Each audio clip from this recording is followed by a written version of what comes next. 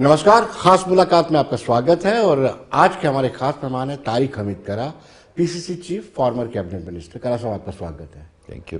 Well करा साहब, आपने आत्ममंथन, आत्मचिंतन किया, जब नतीजे आए आपने यहाँ कैंपिंग की और वजह क्योंकि 5 सीटें कश्मीर से आई, 1 सीट जम्मू प्रोविंस से आई, वो भी हिंदू बहुल इलाके में नहीं, क्या वजह आपको लगती है? देखिए, मैं उससे पहले थोड़ा चलूँगा कि जब हम पोलिंग से पहले यहाँ आए और हमने यहाँ पार्टिसिपेट भी किया कैंपेनिंग में, मूला राम जी की और योगेश शर्मा जी की, सानी जी की इसमें रोड शो में जी, तो एक अच्छा खासा माहौल दिख रहा था और लोगों में एंथुसियाज्म भी था, खुल के सामने आए।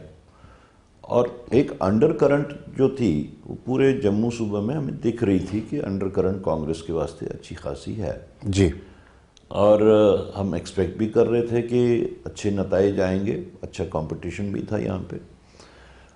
लेकिन नताइज जो निकले वो तो सभी कहते हैं कि अच्छे होने चाहिए थे, वो बिल्कुल, उसमें तो कोई दो राय नहीं है जी। अलबत्ता पोलिंग के बाद और इससे रिजल्ट से पहले हमने एक और यहाँ पे एक रिव्यू मीटिंग ली सारे कंटेस्टेड कैंडिडेट्स की जो जम्मू सूबा से थे। एक बात खुल के जो सामने आई, जो कॉमन थी, वो ये थी कि 3 दिन पहले पोलिंग से जो भी पुलिस के, जितने भी पुलिस के नाके थे, वो पुलिस के नाके उठा दिए गए थे। उन लोगों ने शिकायत की कि हम एडमिनिस्ट्रेशन को फ़ोन करते रहे, सुना उन्होंने, लेकिन कोई उस पर कोई जो है कोई रेमीडियल मेजर्स नहीं किए। और उनके कहने के मुताबिक ये कि जिसके नतीजे में ये हुआ, जब पुलिस के नाके उठे तो नतीजे में लिकर का फ़्लो और पैसे का फ़्लो काफ़ी बढ़ गया। शिकायतें करते रहे, कोई सामने नहीं आया जी। बल्कि ये शिकायत भी आई कि ऐसे जो flow of liquor, flow of money, इसमें इवन एम्बुलेंसेस भी यूज़ हुई, कई जगहों से ऐसा हुआ। आपने इसकी शिकायत दर्ज करवाई थी इलेक्शन कमीशन ऑफ इंडिया को? नहीं, वो तो हम उसके बाद की बात कर रहे हैं कि जिस वक्त रिजल्ट निकलने के बाद की बात है, जो हमारे सामने बात आई। और कहीं पे कोई पर्टिकुलर कॉन्स्टिट्यूंसी जिसका हमें अभी नाम याद नहीं है किस जगह का, उन्होंने कहा कि इवन पुलिस की गाड़ी भी इस चीज़ के वास्ते यूज़ हुई। हैविंग सेड दैट, मैं ये नहीं कहूँगा कि यही एक रीज़न हुआ होगा हार का। बहुत से और भी फैक्टर्स होते हैं जीतने और हारने के। तो रिज़ल्ट के बाद में हमने एक कमेटी कॉन्स्टिट्यूट की और हाई पावर्ड कमेटी जो इस सारे चीज़ की जांच, फैक्ट फाइंडिंग जी, जो सारे चीज़ की जांच करे, और उनको 1 महीने का टाइम दिया हमने। अभी भी वो कर रहे हैं, आज वो राजौरी में वो कमेटी गई हुई है जी। तो फैक्ट फाइंडिंग कमेटी की रिपोर्ट आने के बाद ही हम कुछ कह सकते हैं, क्योंकि इसमें जो फैक्टर्स और हो सकते हैं, वो पॉलिटिकल फैक्टर भी हो सकता है, यानी अपना पॉलिटिकल स्टैंड का फैक्टर, कोई कहीं पे कोई ऐसी बात हो, या ऑर्गेनाइजेशनल लेवल की भी कोई बात हो सकती है, कैंडिडेट की लेवल की बात हो सकती है, वर्कर के लेवल की बात हो सकती है। तो ये सारी रिपोर्ट जानने के बाद ही हम कुछ कह पाएंगे कि एक्चुअल रीजंस क्या हुए। बाकी कहने को तो बहुत कुछ कहा जाता है, बहुत कुछ कहा भी जा सकता है, but I don't want to get into that. वो गिमिक्री मैं नहीं करना चाहता। मैं ये जो एक्चुअल फैक्चुअल बात हो उसको सामने, बिकॉज आगे के वास्ते भी हमने देखना है कि क्या क्या फैक्टर्स यहाँ पे हो सकते हैं जिसको अभी से टैप किया जा सके। करा साहब, आप बहुत बड़े एक्सपीरियंस सियासतदान हैं, क्या आपको लगता है कि जब आपने अलायंस किया और ऑलमोस्ट एनसी के सामने सरेंडर कर दिया, या यूँ कहा जाए कि 370 पर आप खामोश रहे और नेशनल कॉन्फ्रेंस में 370-35 पर खुल के कार्ड खेला और आपका मौन समर्थन उनके बेनिफिट के लिए रहा और आपको नुकसान पहुंचा गया? ये आप हुकूमत से बनने से पहले की बात कर रहे हैं या हुकूमत बनने के बाद? पीछे पहले की बात कर रहे हैं। पहले की बात।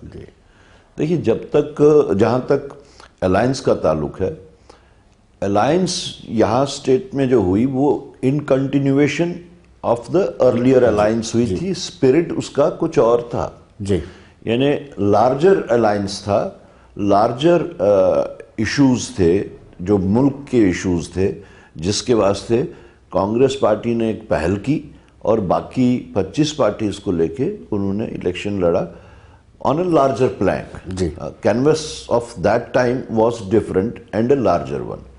اس کے کنٹینیویشن میں یہاں الائنس ہوئی، وہ لوکل ایشوز کا ایک الائنس تھا، اور یہاں پہ جو الائنس ہوا، جو اگر ہم یہ کہیں کہ یہاں کے لوگوں کی منشا تھی کہ یہ الائنس ہو، یہاں پہ ہر سائڈ سے ایک بات آ رہی تھی کہ ہمیں بی جے پی کو پاور کوریڈور سے باہر رکھنا ہے، اور جس کے واسطے الائنس کا ہونا بہت ضروری ہے۔ بالکل، تو اس کا وہ مقصد تھا، حالانکہ اگر دیکھا جائے نیشنل لیول پہ بھی وہی مقصد تھا، یہاں پہ بھی وہی مقصد تھا، لیکن اس بار کی جو الائنس یہاں ہوئی وہ لوگوں کی منشا کے مطابق ہوئی۔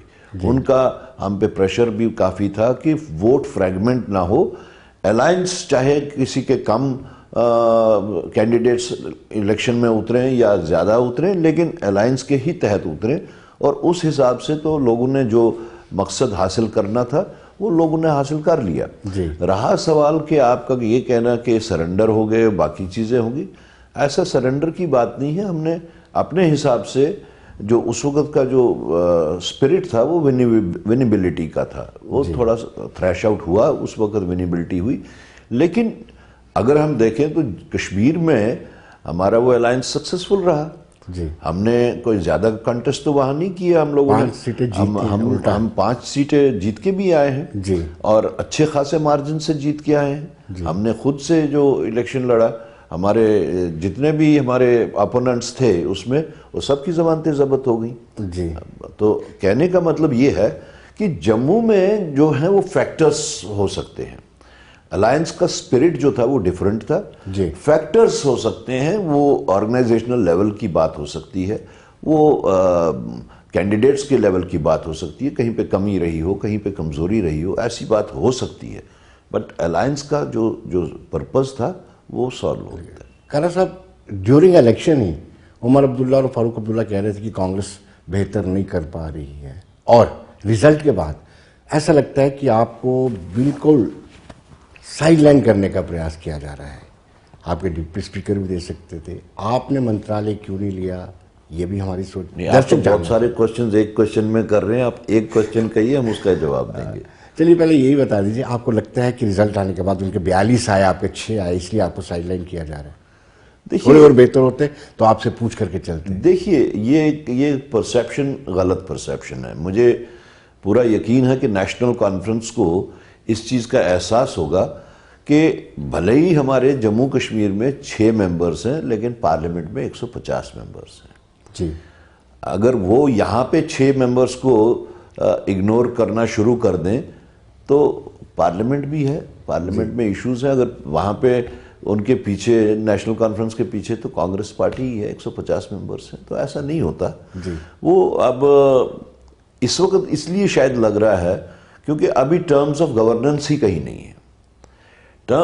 ابھی سرکار کو کس دشا میں چلنا ہے، سرکار کے پاس رائٹس کیا ہیں، کیا کر تو وہ ابھی طے ہی نہیں ہے۔ وہ ہم سے پوچھیں تو کیا پوچھیں، کس بارے میں پوچھیں؟ جی تو لیکن ایک بات ہے کہ جب سرکار کو ٹرمز آف ریفرنس جو ان کی طے ہوں گی تو ان کو پھر کانگریس پارٹی اپنے الائنس پارٹنرز کے ساتھ بیٹھ کے آگے کی دشا کیا ہونی چاہیے وہ ویسا کرنا بھی چاہیے۔ کھارا صاحب، آپ کی باتوں کے لب و لباب سے پتہ چل رہا ہے کہ آپ چاہتے ہیں کہ ایٹ لیسٹ ایک راجیہ سبھا کی سیٹ کانگریس کے کھاتے میں جانا چاہیے۔ ایسا ہم نے نہیں کہا، نہ ہم نے ایسا سوچا ہے۔ ہم تو اس وقت جو ہمارا جو پرنسپل سٹینڈ ہے، اور جس پہ ہم نے الیکشن سے پہلے بھی، الیکشن کے دوران بھی، اور ابھی بھی زور دے رہے ہیں، that is restoration of statehood. جی ہمارے واسطے منسٹریل برتھ یا راجیہ سبھا کی سیٹ یا کوئی اور سیٹ وہ اتنا معنی نہیں رکھتی جتنا ریسٹوریشن آف اسٹیٹ ہوڈ رکھتی ہے۔ بیکاز دیکھیے، ابھی ہمارے جو پریزیڈنٹس رول تھا اس دوران میں کافی قوانین ہم پہ یہاں پہ لاگو کیے گئے، بالکل، بہت زیادہ۔ اب ہمارا سب سے بڑا جو کنسرن ہے وہ یہ ہے کہ اس میں سے کچھ قوانین اچھے بھی ہیں اور کچھ قوانین ہمارے جموں کشمیر کے ماحول کے مطابق، مزاج کے مطابق نہیں بھی ہیں۔ ہمارا سب سے پہلا کنسرن یہ ہے کہ ویسے قوانین کو ریویو کیا جائے، جی، اور ریویو کرنے کے لیے ابھی کی جو سچویشن ہے، ٹرمز آف گورننس کہیں نہیں ہے، ابھی کی سچویشن میں وہ نہیں ہو سکتے، یو ٹی ایڈمنسٹریشن میں وہ نہیں ہو سکتے جب تک اسٹیٹ کا درجہ ہمیں نہیں ملتا۔ ویسے قوانین جن کو ہم عوام کش قوانین کہیں، اینٹی پیپل قوانین کہیں، جو بھی کچھ ہیں، ان کا ریویو اگر ہم نے کرنا ہے، اسٹیٹ کو اگر کرنا ہے، تو اس کے واسطے اسٹیٹہڈ ہونا چاہیے، بہت ضروری۔ تو ہمارے واسطے وہ ایک کنسرن ہے۔ ہم سرکار سے باہر اگر رہے تو اسی اسٹیٹہڈ کی وجہ سے رہے۔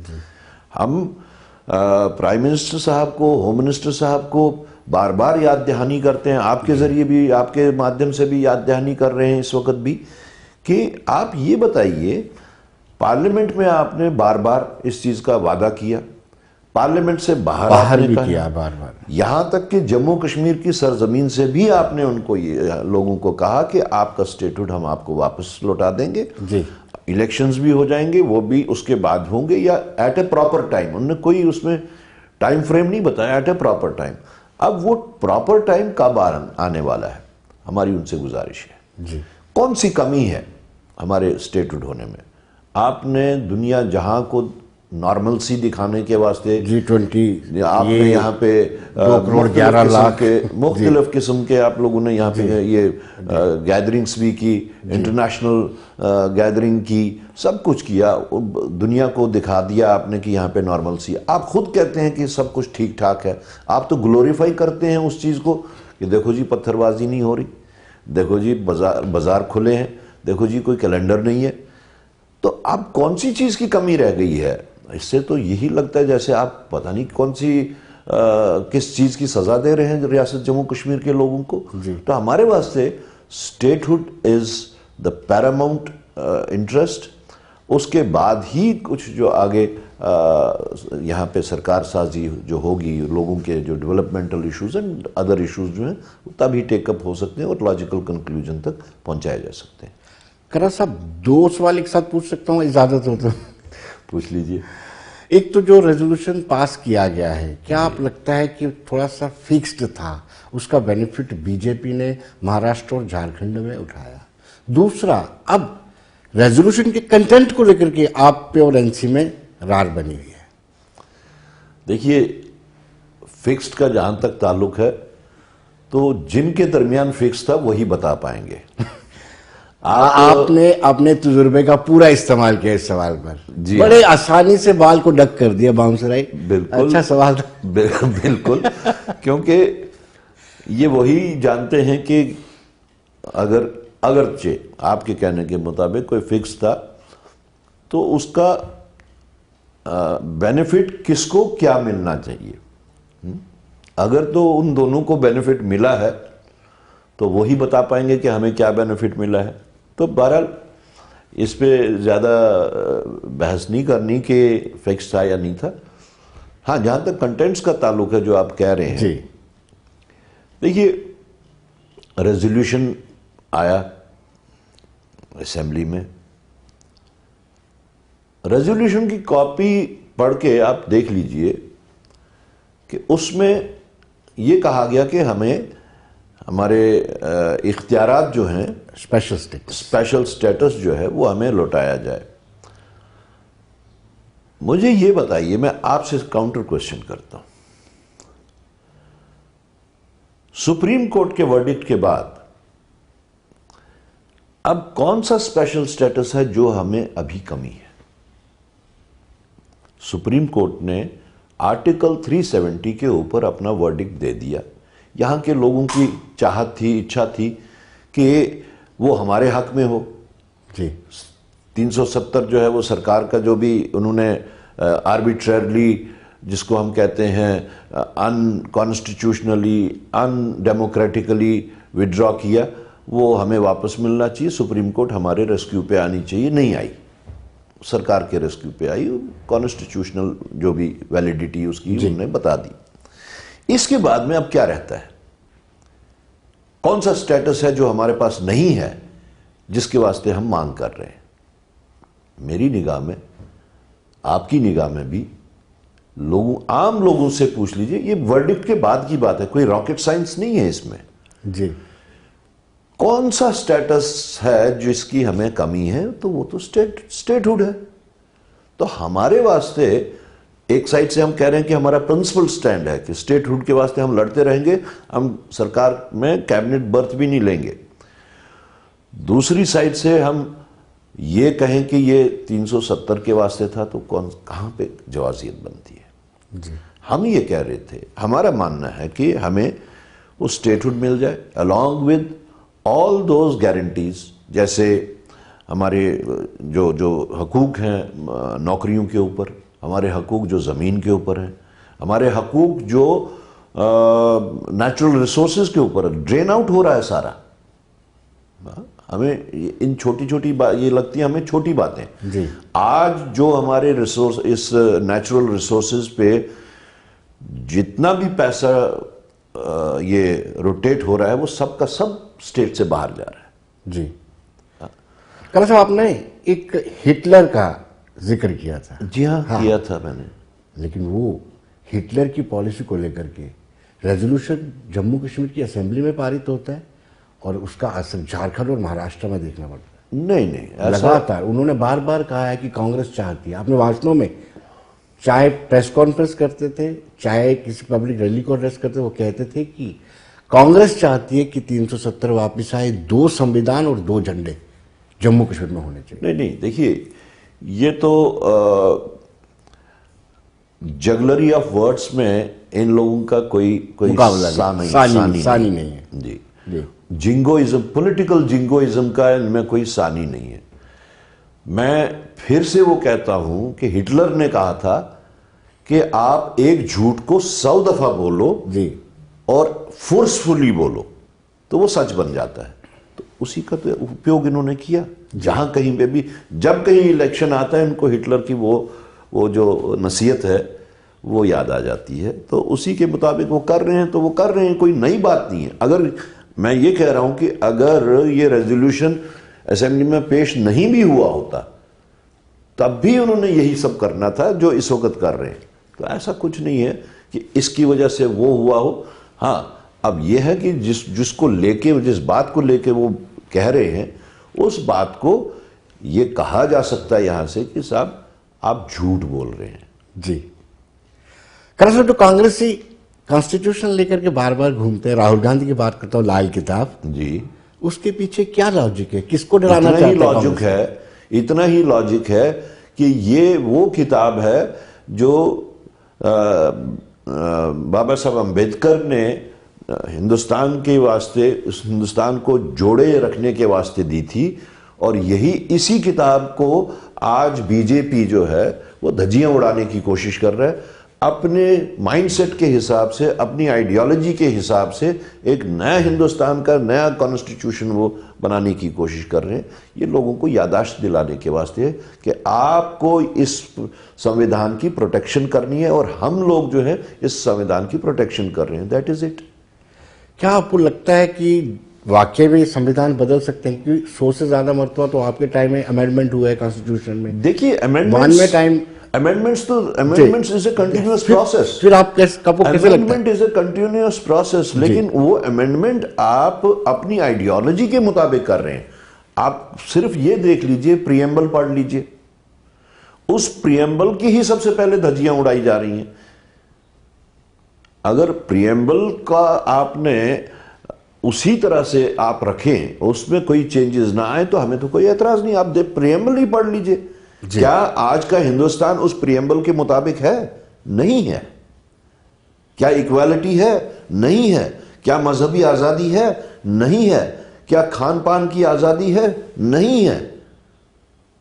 آپ تو پریمبل کو ہی پہلے پیچھے پڑ گئے. تو اس میں کوئی دو رائے نہیں ہے کہ بھلے آپ مانے نہ مانے کہ بی جے پی جو ہے وہ اس سمویدھان کو چینج کر رہی ہے. جہاں جہاں بھی کہیں پہ کوئی ایسا ایشو ہے جو ان کی سوچ اور ان کی آئیڈیالوجی کے خلاف ان کو لگتا ہے، اب ان ٹیون ود دیئر آئیڈیالوجی وہ وہاں پہ چینجز کرنا چاہتے ہیں، کر بھی رہے ہیں. ایک اور خوف پیدا کرتے ہیں آپ ایس سی کمیونٹی کو کہ آپ کا آرکشن ختم ہو جائے گا, یہ بی جے پی والے رہیں گے تو ریزرویشن کراس کر دیں گے. نہیں, یہ تو آپ کو سامنے ہے, آپ کو اس میں ڈرانے کی کیا بات ہے؟ وہ تو پہلے سے خود سے ڈرے ہوئے ہیں. آپ ان سے بات کر لیجئے جن کا ریزرویشنز ختم ہو رہی ہیں, وہ تو آپ خود ہی بتا دیں گے کہ کیا ہو رہا ہے. ڈرانے کی بات نہیں ہے. ہندوستان کی جنتا جو ہے وہ آہستہ آہستہ اب سمجھ چکی ہے کہ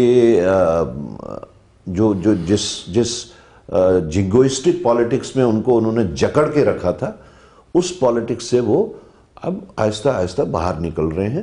وہ سمجھ چکے ہیں کہ ہمارے ساتھ میں, ہمارے ووٹ کے ساتھ میں, ہمارے جذبات کے ساتھ میں کیسے کھیلا گیا, اور فائدہ اس کو بجائے لوگوں کو ملنے کے 2-4-5 جو کیپٹلسٹس ہیں ان کو مل رہا ہے. یہ تو پوری دنیا دیکھ رہی ہے.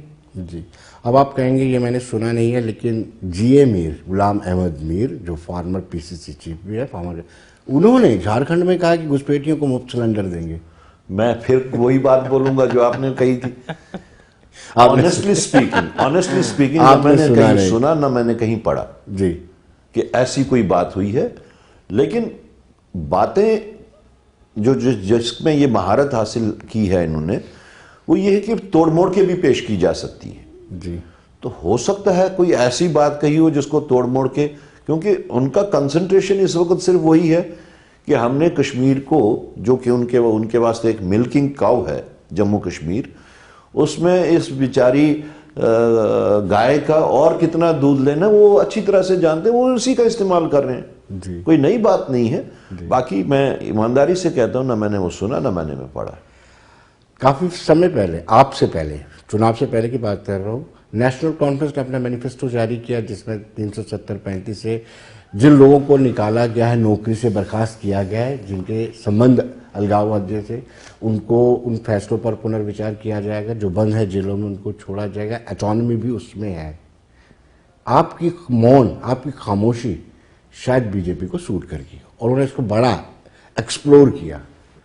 یہ جو مینیفیسٹو ہے این سی کا, اس کو سمرتھن ہے کانگریس کا, اور یہ مینیفیسٹو پوری طرح الگاواد سے پریرت ہے. دیکھیے, یہ کوشچن پہلے بھی آیا تھا ہمارے سامنے. جی, میں پھر سے وہی بات کہوں گا جو ہم نے پہلے کہی کہ ہر کوئی پولیٹیکل پارٹی جو ہے, جب بھی وہ الائنس میں جائیں, وہ اپنے مینیفیسٹوز کے حساب سے الیکشن لڑتے ہیں.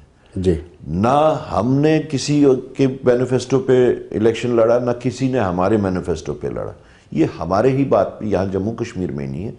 آپ ایون یہ جو انڈیا الائنس جو تھا, آپ اس میں دیکھ لیجئے.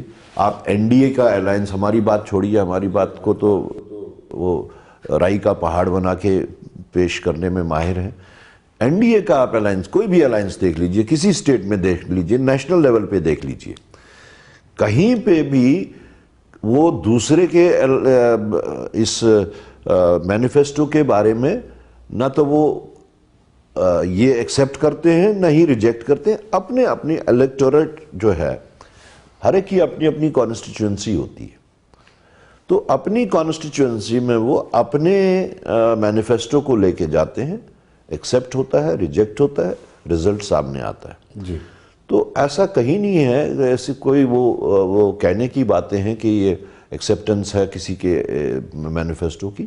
نہ این ڈی اے میں ایسا ہوا ہے, نہ یو پی اے میں ایسا ہوا ہے, نہ ہی جموں کشمیر میں ایسا ہوا ہے جو آپ بتا رہے ہیں. Tariq sahab being a matured politician, اس مینڈیٹ کو کیسے دیکھتے ہیں؟ یہ 5 اگست کے خلاف ہے یا 5 اگست 2019 کے فیور میں؟ دیکھیے, اس کے واسطے آپ کو لوگوں کے جو وشز ہیں اس کے طرف جانا ہوگا. ایک وقت تھا جموں میں